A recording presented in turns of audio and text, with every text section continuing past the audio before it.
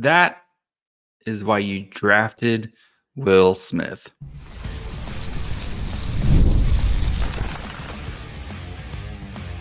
You're Locked On Sharks, your daily podcast on the San Jose Sharks, part of the Locked On Podcast Network, your team every day. Hello, welcome to Locked On Sharks, the premier hockey podcast covering your favorite team in the Bay Area. My name is JD Young, caretaker at the Reef, also the co-host of Western Conference Tuesdays on the Locked On NHL channel. I want to thank you for making Locked On Sharks your first listen. Proudly part of the Locked On Podcast Network, where we cover your team every day. And if you want to be an everydayer, all you have to do is just follow wherever you get podcasts, or you can watch on YouTube as well. And today we discuss Will Smith's coming out party as the Sharks hang on to beat the Blackhawks 3-2. We dig into the numbers behind the game and talk about defensive changes needed, as one defensive pair really needs to get broken up. Ferraro, Rutta. Before we get to all that, though, do want to let you guys know that today's episode is brought to you by our good friends over at FanDuel. You can start the season with a big return on FanDuel. New customers can place a $5 bet. You'll get started with $150 in bonus bets if you win your first $5 bet. Visit FanDuel.com to get started. Will Smith, you knew it was going to happen at some point. And it finally happened. Will Smith gets not only does he get his first NHL goal, he puts up two, including one that would eventually be the game-winning goal. And that is why you saw after he scored, just the relief. I did it. I'm here. Okay, let's go play hockey now. And you saw just him continuing to play well. He made positive plays. He has good shifts in his own defensive zone. He was out there with 5 minutes left as the Sharks were trying to hold a 1-goal lead in the third period. Granted, that was his last shift as the Sharks had to kill a penalty, et cetera, et cetera. But this is why you bet on talent, okay? Will Smith is a uberly talented player, and that shot of his is special. And I think he's realizing, yes, we know he's a playmaker. We saw it in college. He's a playmaker, but sometimes, dude, you just got to shoot the puck. And the way he can shoot the puck, he's very good at it. And I think you're going to see a much better Will Smith going forward because he finally scored it. I think that's it. If you go back to, they mentioned on the broadcast, we talked about it on this show before. When he first started at Boston College, the first kind of couple weeks, a little slow, and then the ball got rolling with him. And I think that's just the way he is. It just takes a little bit for him to kind of get going here. And I wouldn't be surprised if we start to see a more confident Will Smith. I still think you're still going to see the development days. And I think that is the right plan for Will Smith to have these development days. This is a long-term project, right? Will Smith is not going to be a finished product by the end of this season. Long-term project, making sure he is the games that he plays, the minutes that he plays, are as valuable as possible, right? Never experiences as valuable as possible, but utilizing those and being smart about how he plays, when he plays. I think that's the right approach with Smith, and Will Smith starting to feel it. Macklin Celebrini returning to practice today as well. We could be seeing, I don't expect Celebrini on Saturday, but I got next week against the Blue Jackets circled. I think that's when he returns. So we could be getting this battle station fully operational here in a matter of a couple games. So, but for Smith, right? It's been, I know a lot of fans have been very about the start of his season, right? especially missing games for development. It's a new approach that a lot of fans aren't used to. It's a new approach in the NHL, but I think you're going to start to see it pay dividends. And especially now you saw that first goal. Like I said, I don't think you're going to see 2 goals a game every game, but I think you're just going to see improved play with and without the puck for him. And that's what you're asking for. You're asking for that development. And I think for him, seeing some success tonight is just going to kind of it's going to get that monkey off his back. It's going to get things going for him. So as for the Sharks in this game, great first 2 periods, just outplayed Chicago. And then the third period was the cat hanging from the clothesline. Hang in there, baby, because that's what the Sharks did in this game. They hung in there. And this, again, is why I think the Sharks team is better than last year, because I think you're starting to see them learn some lessons. And playing that type of style third period is not a recipe for success. And we've seen them, this game and the Kings game, have that period where they're just kind of hang in there, baby, the hang in there, baby period. But they're not getting kind of punished for it, I guess is the proper word. But I think though for San Jose, you have to learn, and they've been learning how to win. It is hard to win in the NHL. It's hard to win in any sport. But for the Sharks, you're learning these little valuable lessons of how to close out a period. And it would have been nice for them to, especially after, if the Blackhawks came out, you knew the Blackhawks were going to come out in the third period and really set the tone. And they did. There was 8 minutes basically without a whistle, which was terrifying. A really fast game too. I mean, this game was done before 10 p.m., which was especially for a 7:30 puck drop. But after that penalty kill, you would have hoped the Sharks would have tried to establish a little bit more offensive zone time there and really try to kind of take some pressure off Blackwood, who was outstanding tonight.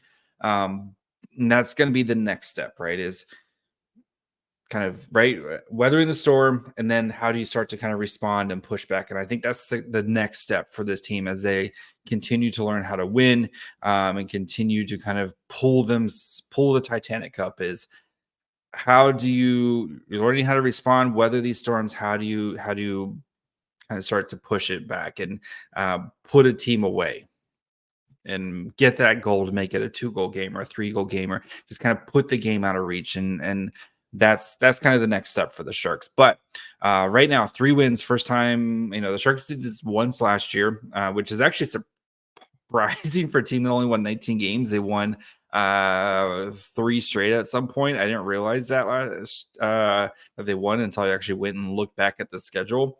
2 of those games one was a shootout and one was an overtime win. So, but it's nice to see it. I think Saturday's game against Vancouver is going to be a big test, right? And Vancouver's not been off to a great start.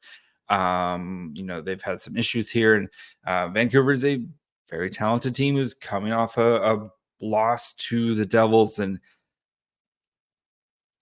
if you can be competitive in this game, and then you get Macklin Celebrini back, then we can start talking about okay, we're moving on. We're even moving on from the start of the season, and we can kind of start talking about what the actual direction of this team is and where it's heading. So, but encouraging win again, especially for a team that last year, right?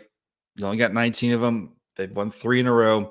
Much better performance over the past week, for this team. And there's still some winnable games coming up here on the schedule. And I think for this team that's playing with a lot more confidence, could be getting reinforcements back here really soon.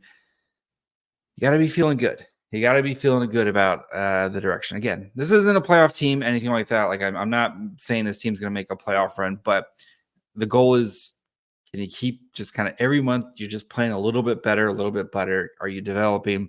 Are you setting good habits to kind of set you forward for success? And just another checkbox tonight for in a lot of reasons. So we'll dig into the numbers behind the game. Talk about the Granlund line tonight, which was ridiculous. Look at how the Sharks dominated the first 2 periods compared to Chicago's third period, which they really let them back in the game. And then talk about the defensive changes needed. And hopefully we should be getting those here really soon. So we'll get to that here in just 1 second. If you want to go catch a game at the Tank, go check out the Warriors, go to a Niners game or whatever event you need tickets for.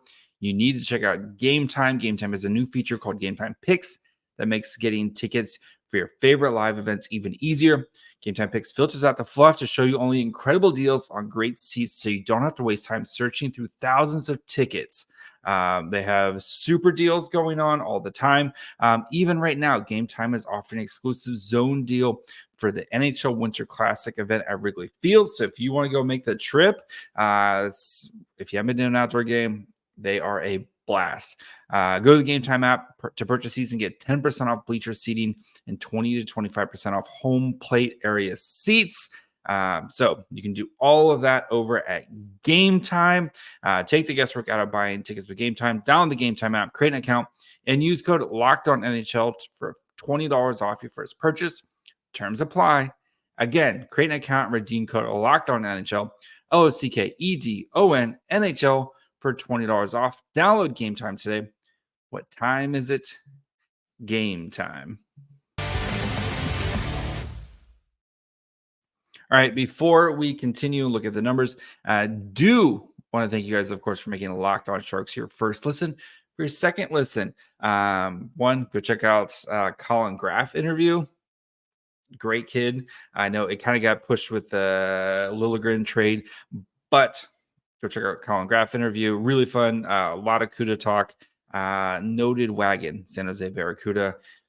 Go check out that, or go check out Locked On Fantasy Hockey, or anything here in the Bay Area. Locked On Warriors, Locked On Niners, A's, Giants. Plenty of great stuff here at the Locked On Network. Again, cover your team every day. So let's dig into the numbers. This game, a lot of 5-on-5 time, but the Sharks took advantage of their one power play with the Will Smith goal there. The Blackhawks 0 for 3 on the penalty kill. That's now Sharks penalty kill really has solved a lot of issues. Look at that. You don't take a bajillion penalties in a game and your penalty kill looks a lot better. So who would have thought? But 5-on-5, we had 53 minutes of 5-on-5 time, 64 to 48 shot attempts in favor of the Blackhawks, heavily swayed by the third period. Actual shots at 5-on-5 was 28 to 27 in favor of San Jose. Scoring chances 31 to 24 in favor of the Blackhawks, 12 to 11 high danger chances also in favor of the Blackhawks, and then 2.6 to 2.4 expected goals in favor of the Blackhawks. That's all, again, 5v5 stats. As for the lines in this game, so of course we had the Eklund, Granlund, Toffoli line, played 13-13, 5-on-5, 24 to 12 shot attempts. And this number was actually even more skewed at the end of the second. I think it was like 20 to 7 in favor of this line. But again, that third period was very much Blackhawks dominated, like insanely dominated by Blackhawks. They had 27 to 9 shot attempts in 16 minutes of 5-on-5, 1.23 to 0.25 expected goals, like 10, that is not a way to live. You're playing a more skilled team than the Blackhawks. Like you're going to start seeing goals in the back of your net from there. But Sharks got away with it this game. You're seeing again every game. It feels like 2 good periods. And that one where you're just hanging on, and the third period for the Sharks was the hanging on period. But back to the Eklund line. 16-6 actual shots on net, did give up a goal, 0.91 to 0.11 expected goals for. So they were probably due a goal with the way they were playing. 10-3 scoring chances, 7-0 high danger chances for this line.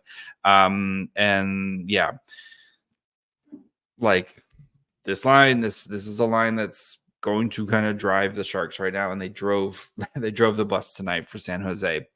The Smith, Cunnin, Goodrow line played 952, 6-11 shot attempts, 3-4 actual shots. Did have the goal, 0.15 to 0.6 expected goals for, 5-4 scoring chances, 1-4 high danger chances for that line. We talked a lot about it, and it's been very much kind of the same thing for Smith, right? His line, they're going to create quality, just not a lot of quantity for that line right now. And I think you saw that tonight. And Will Smith, with time and space to shoot, he's pretty good.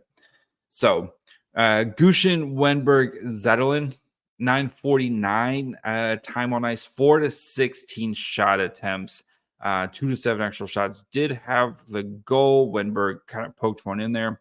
0.3 to 0.4 expected goals in favor of the in favor of Blackhawks. 3-11 scoring chances, 1-3 high danger chances. So this line, I think, is the line where I wonder if Warsofsky looks at making some tweaks here. And I don't think Gushin's played super well the past couple of games. He actually, in the third period, Cardwell took his spot. Again, the Sharks were trying to hold a lead. Cardwell, we know, a little bit better known for his two-way game, especially from what we've seen with the Barracuda. But it's telling that Cardwell got a chance in his second NHL game.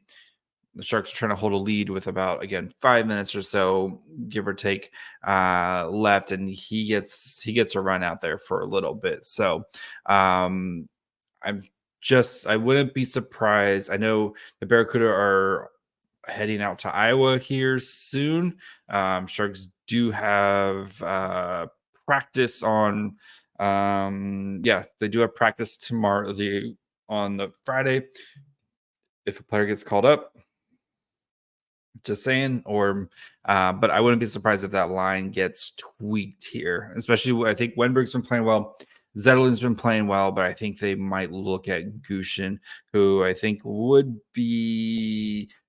is kind of going to be the odd man out there, and I don't think he's had the best start, and maybe not taking the advantage of some opportunities here. So Cardwell, Sturm, and Grundstrom, 7-31, 7-10 shot attempts, 4-3 actual shots. Did give up a goal, 0.27 to 0.48 expected goals for, 5-5 scoring chances, 1-3 high danger chances. Cardwell, again, showing why he's so valuable, why he's going to play a bunch of NHL games. There's always at least one play where he kind of just does something great, where it's like a little poke check, a little something, and then he's getting the puck going the other way, creating a transition. Like, he plays well in his own zone. I wouldn't be surprised if he continues to play NHL games this year and gets himself on the board here when it comes to either a goal or point. It's probably coming pretty soon, especially the way he plays. He just creates havoc, and I think that's exactly what you want. You want a cheap fourth liner, young player who's going to create havoc and has room to grow. So, I'm really impressed with and expected him to kind of continue to play the way he's played. So, good for him. So, we'll quickly talk about Blackwood's night as he saved the day and closed things down here at the end of the game. 29 saves on 31 shots, 2 goals against, expected goals against, 302 in all situations, 6 to high danger saves on 7 shots, 8 for 9 on mid danger, and 14 of 14 low danger. So Blackwood responding well. So you can't say enough about what he did. And even the goals he gave up, especially that second goal where we'll talk about Ferraro a little bit more here in a second, but like I don't really fault him for the second goal because I feel like the defenseman let him down. And even the first goal where the puck kind of bounced over Toffoli's stick, a little bit of a weird play, but I thought he was great. Blackwood was great tonight. He was the best player in the third period for the Sharks, and he's, kind of sealed the deal. And it's nice to see both the goalies starting to kind of play with some confidence, especially after a little bit of a shaky performance, especially coming out of the weekend, against Vegas, and then begin the Utah game, et cetera. Like, it's nice to see them get rewarded with some wins. Because those guys have been battling hard, especially Blackwood over the past year plus now has been battling hard and deserves better when it comes to his win-loss record and some of his counting stats. So we'll talk about the defense and Ferraro and Rutta. Those guys need to get broken up. So we'll talk about that here in just 1 second. Get ready to tackle the NFL action with FanDuel, America's #1 sports book, because right now, new customers can bet $5 and get $150 in bonus bets if you win. The FanDuel Sportsbook app gives you everything you need to place live bets on the NFL all in one place. So you get the hunch in the middle of a game, check out the latest stats, view live play-by-play, and so much more on the same page where you place your bets. Just visit FanDuel.com to join today. You'll get started with $150 in bonus bets if you win your first $5 bet. That's FanDuel.com. Never waste a hunch and make every moment more with FanDuel, the official sportsbook partner of the NFL. All right, let's finish up by talking about the defense. And we need to see a change with Mario Ferraro and Jan Rutta. That pairing has not been great, and you saw it again tonight. Both of them, and again, plus minus, not a big plus minus guy, just because there's so much stuff that goes on for goals. Like, you could be doing everything you need to be doing over on your part of the ice, and somebody on a different part of the ice screws up, and then you get hit with a minus. But Ferraro and Rutta tonight, like, they were just bad. Like, just not.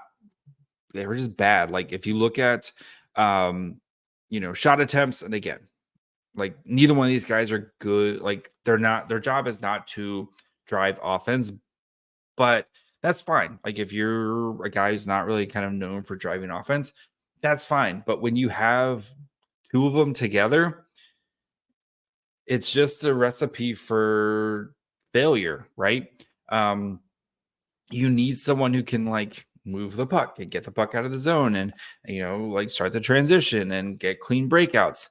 And neither one of those guys can do that. And I think Rutta, like, it is very telling. I think the cliff might be coming, and he's gotten a little bit better with the penalties recently, but it feels like he's lost a bit of a step here. And I think he might be destined to be your seventh defenseman here very quickly, just because, and I know he's got a little bit of a bigger cap hit, but again, the Sharks, like, they have all the cap space in the world. It doesn't matter. And you want to see your younger players develop, or some guys maybe you just traded for, get a chance to an opportunity to go. But Rutta tonight in 5-on-5, when he was on the ice, the Sharks had 7 shot attempts and gave up 27. Ferraro, not much better in his 18:46 on the ice, 8 shot attempts and gave up 18. So their Corsi for Rutta was 20.59 and Ferraro was 30.77 for him. And, like, again, I know those guys are not offensive guys, but I think you're just kind of putting yourself behind the 8 ball when you pair those two together, right? Like, you look at the other pairs, Cody Ceci and Jake Wallman, and I talked about it the other day. Ceci, like, I know he gets a bunch of crap on the internet for not being the best, but, like, I think he's been perfectly cromulent, right? And I think just because Wallman and Ceci balance each other out, right? CC can focus on what he does well, and I think it's kind of being a little bit more of a stay-at-home defenseman. And Wallman can transition the puck, and we've seen Wallman do a very good job of that with clean breakouts and getting the offense going and set up. And Wallman's had a really great week. Even the net, like the Thrun Thompson line, right?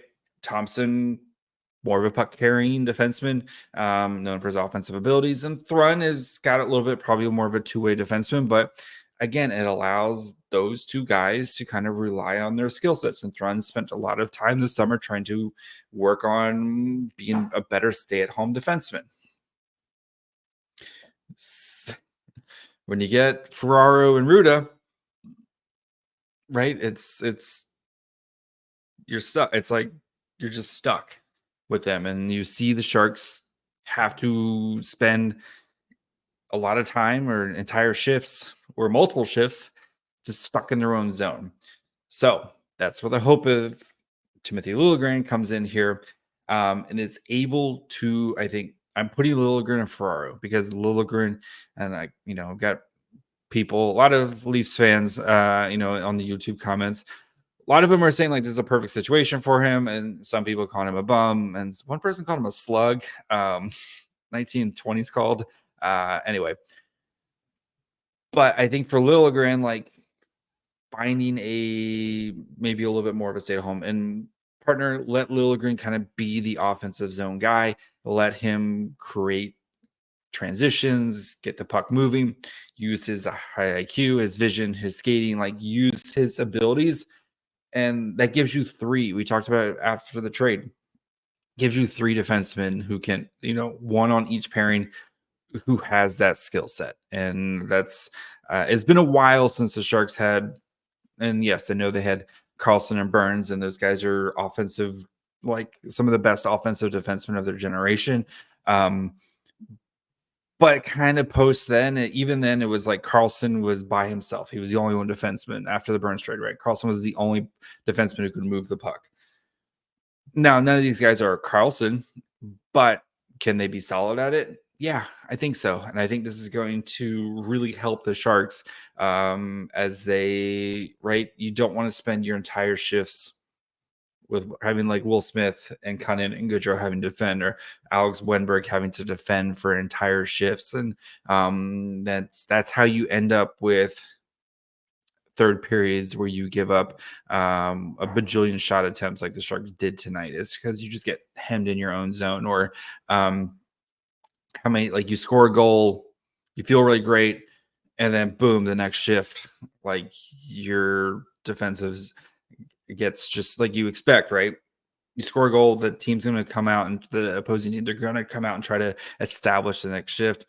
When you have two defenders who can't get the puck moving, you're just stuck, and that's when the pressure builds. So I think I'm hoping I can't do any more for our Rutta. Even if you want to, like, I can't do any more for our Rutta. Just Liljegren, I think that's a perfect spot for Liljegren. Keep the Wallman CC pairing together. I think those guys have been playing well. I think those guys have been playing well together. I can't do Ferraro anymore this season. It's not working. It's not working for those guys. Like, yeah. Like, even if you look at like the expected goals and stuff, like the Wallman CC line's like a little bit below the Ferraro, but like the shot attempts are very much more in favor of the Ferraro. Like I can't do Ferraro anymore. Anyway, that's going to be it for me today. I'm done complaining about Ferraro right now.